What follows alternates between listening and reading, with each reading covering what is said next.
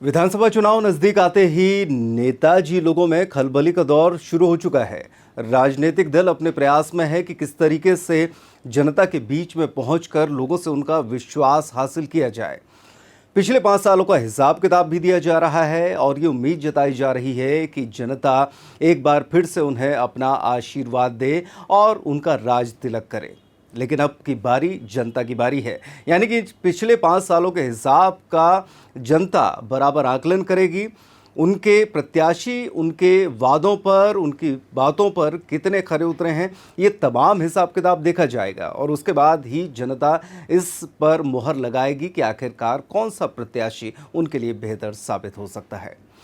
नमस्कार, peptic time Madhya Pradesh समाचार के कार्यक्रम राजपाट में आप जुड़े हुए हैं मेरे साथ यानी शिवेंद्र शुक्ला के साथ। और इसके अंतर्गत विधान पत्र में आज हम बात करेंगे छतरपुर जिले की एक और विधानसभा, राजनगर विधानसभा की।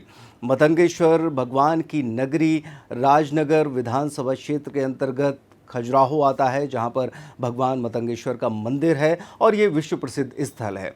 तो इसको लेकर आज हम बात करेंगे। लगातार बने रहिए और पूरे क्षेत्र के बारे में इस कार्यक्रम के माध्यम से हम चर्चा करने जा रहे हैं। आप देख रहे हैं कार्यक्रम राजपाट। चंदेलकालीन मंदिरों के लिए विश्वविख्यात खजुराहो और भगवान मतंगेश्वर का विश्व प्रसिद्ध मंदिर राजनगर विधानसभा क्षेत्र के अंतर्गत ही आता है, यानी कि राजनगर विधानसभा क्षेत्र की पहचान खजुराहो से बनी हुई है।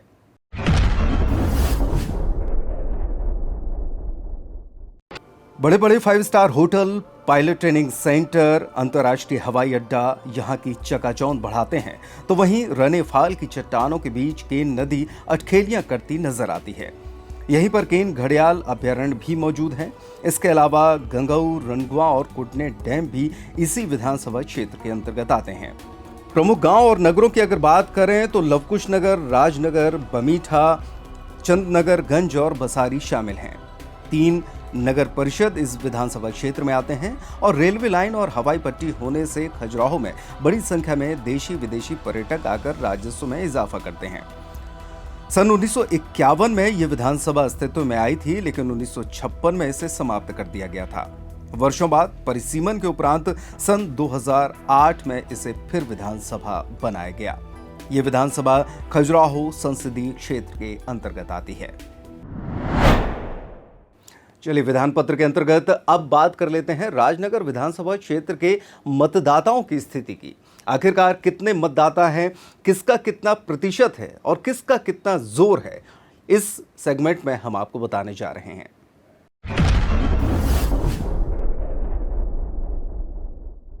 लगभग 2,30,000 मतदाताओं को समेटे इस विधानसभा क्षेत्र में लगभग 1,25,000 पुरुष और लगभग 1,05,000 महिला मतदाता प्रत्याशियों की हार जीत तय करते हैं। जहां तक बात जातिगत समीकरणों की है तो पटेल और ब्राह्मण क्षेत्र होने से दोनों की भूमिका निर्णायक होती है। वहीं सबसे ज्यादा अहिरवार वोट यहां पर पाया जाता है, जिसको नजरअंदाज करना किसी भी पार्टी के लिए काफी मुश्किल होता है। पटेल वोट होने की वजह से इसी को देखकर एक बार भारतीय जनता पार्टी ने दमोह से लाकर डॉक्टर रामकृष्ण कुसमरिया को यहां से प्रत्याशी बनाया था। इस विधानसभा क्षेत्र में लगभग 38,000 अहिरवार मतदाता है, तो वहीं 25,000 ब्राह्मण मतदाता। पटेल और कुर्मी समाज का लगभग 28,000 वोट माना जाता है। कुशवाहा समाज की संख्या भी पर्याप्त है और लगभग 24,000 मतदाता इस समाज के अंतर्गत आता है। तो वहीं अन्य समाजों की बात करें तो लगभग 15,000 क्षत्रिय, 12,000 रैकवाड़ समाज और 8,000 के लगभग मुस्लिम और यादव समाज तथा पाल, राजपूत और आदिवासी समाज की संख्या भी 5 से 6,000 के लगभग बताई जा रही है। यही वजह है कि ओबीसी और एससी की बहुलता से बसपा भी बराबर टक्कर देकर समीकरण बिगाड़ने का काम करती है। चलिए, विधान पत्र के अंतर्गत अब बात करते हैं राजनगर विधानसभा क्षेत्र के परिणामों की। हालांकि परिणामों के बारे में बहुत कुछ बात करना यहाँ पर ज़रूरी नहीं हो जाता है, क्योंकि आप सब जानते हैं सन 2008 में ये सीट अस्तित्व में आई थी और तब से लेकर लगातार इस सीट पर कांग्रेस का कब्जा है।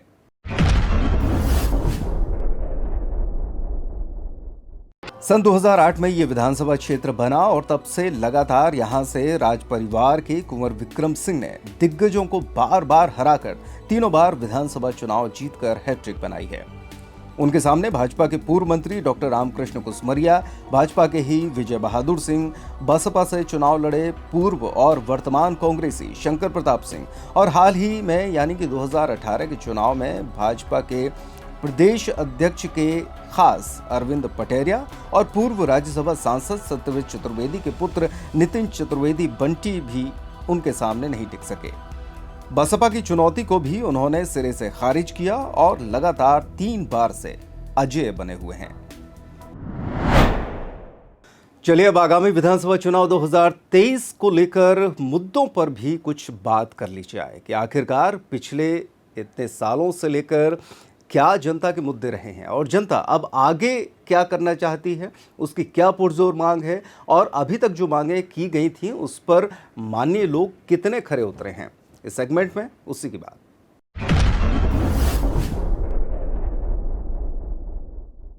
इस विधानसभा क्षेत्र के सबसे प्रमुख स्थल खजुराहो के बारे में बात करें तो खजुराहो विश्व प्रसिद्ध पर्यटन स्थल है, लेकिन एयर कनेक्टिविटी न होने की वजह से होटल व्यवसायियों और व्यापारियों द्वारा इसकी पुरजोर मांग लगातार उठाई जाती रही है। हालांकि कुछ दिन पूर्व एक आयोजन में उड्डयन मंत्री ज्योतिरादित्य सिंधिया ने अक्टूबर माह से नियमित फ्लाइट देने की घोषणा की है। इसके अलावा लवकुश नगर को जिला बनाने की मांग काफी जोर पकड़ती नजर आ रही है।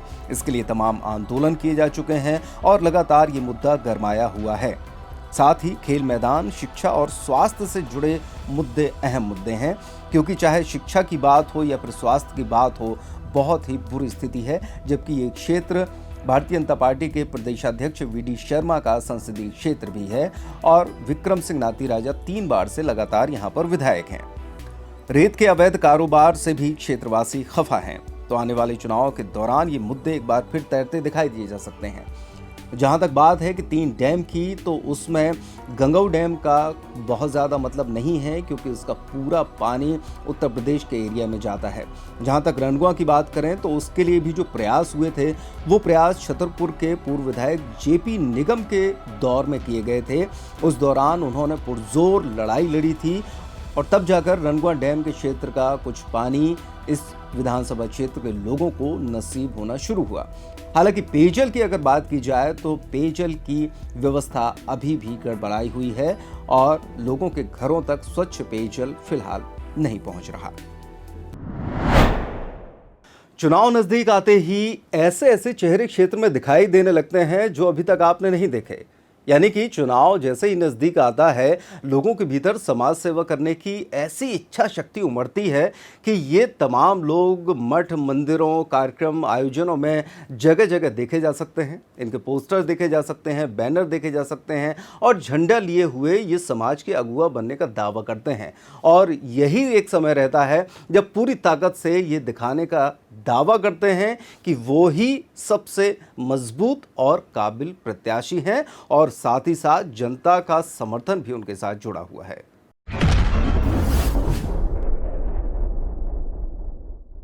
विधानसभा चुनाव के अंतर्गत लगातार दावेदारों की भीड़ नजर आती है। हालांकि राजनगर विधानसभा इन सब से थोड़ा दूरी बनाए है। पार्टी के दावेदारों की बात करें तो भाजपा में प्रदेशाध्यक्ष वीडी शर्मा के करीबी और पूर्व में भी कम मार्जिन से चुनाव हार चुके प्रत्याशी युवा नेता अरविंद पटेरिया का नाम प्रमुखता से आता है।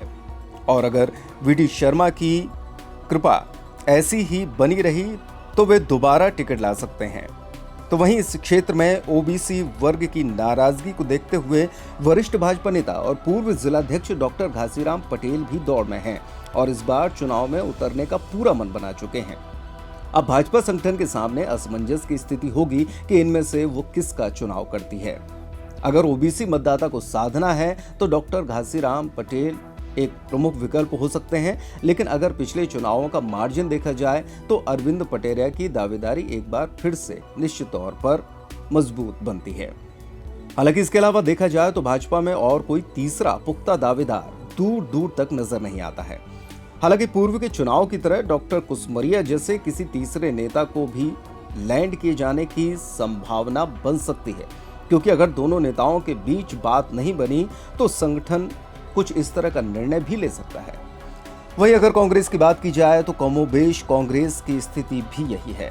यहां से 3 बार लगातार अपना झंडा गाड़े कुंवर विक्रम सिंह नातीराजा एक बार फिर मजबूती से टिकट की दौड़ में आगे बने हुए हैं।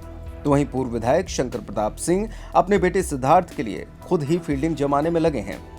गौरतलब है कि सिद्धार्थ सिंह बुंदेला पूर्व मंडी अध्यक्ष राजनगर रह चुके हैं और मुन्ना राजा की क्षेत्र में अच्छी खासी पकड़ भी है और अपने ऊपर तक के संबंधों के बलबूते पर शंकर प्रताप सिंह अपने बेटे के लिए टिकट पाने की जुगत में पुरजोर तरीके से लगे हुए हैं।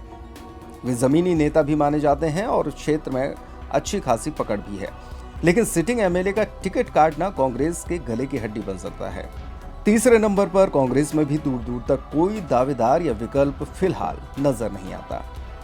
राजनगर विधानसभा में बसपा का अहम रोल रहता है और ढेरों वोट बसपा की झोली में जाते हैं। ऐसे में अगर कोई कद्दावर प्रत्याशी यहां से ओबीसी महासभा का समर्थन हासिल करके चुनाव लड़ेगा तो स्थिति बदल सकती है। फिलहाल तो बसपा से रामराजा पाठक ही थोड़ी बहुत सक्रियता दिखा रहे हैं, तो वहीं समाजवादी पार्टी से बबलू पटेल भी दावेदार हैं और आम आदमी पार्टी से फूलचंद कुशवाहा भी क्षेत्र में सक्रिय नजर आ रहे हैं। तो देखा जाए तो अन्य दलों की अपेक्षा इस सीट पर दावेदारों का टोटा सा समझ में आता है, जो कि प्रत्याशियों के लिए फायदेमंद है। तो कुल मिलाकर कहा जाए तो 3-3 डैम समाहित करने वाला ये विधानसभा क्षेत्र अभी भी शुद्ध पेयजल के लिए तरस रहा है। अब मतदाता आखिरकार क्या निर्णय लेता है ये आने वाला वक्त तय करेगा, लेकिन इतनी बात तय है कि यहाँ पर बड़ी जो 2 पार्टियां प्रमुख पार्टियां हैं भाजपा और कांग्रेस, उनको प्रत्याशी चयन करने में कड़ी मशक्कत का सामना इस विधानसभा क्षेत्र में करना पड़ सकता है। आप देख रहे थे राजपाट के अंतर्गत विधान पत्र कार्यक्रम, जिसमें हम विधानसभा की स्थिति लेकर आए थे। लगातार बने रहिए पेप्टेक टाइम मध्य प्रदेश समाचार के साथ और देखते रहिए हमारे चुनावी कार्यक्रम। लगातार बने रहिए, लाइक कीजिए, सब्सक्राइब कीजिए और अपना कमेंट देना बिल्कुल ना भूलें, क्योंकि आपके कमेंट लगातार हमें मिलेंगे तो हम आगे और भी कार्यक्रम लेकर आपके लिए आएंगे। आज के इस कार्यक्रम के लिए फिलहाल इतना ही। नमस्कार।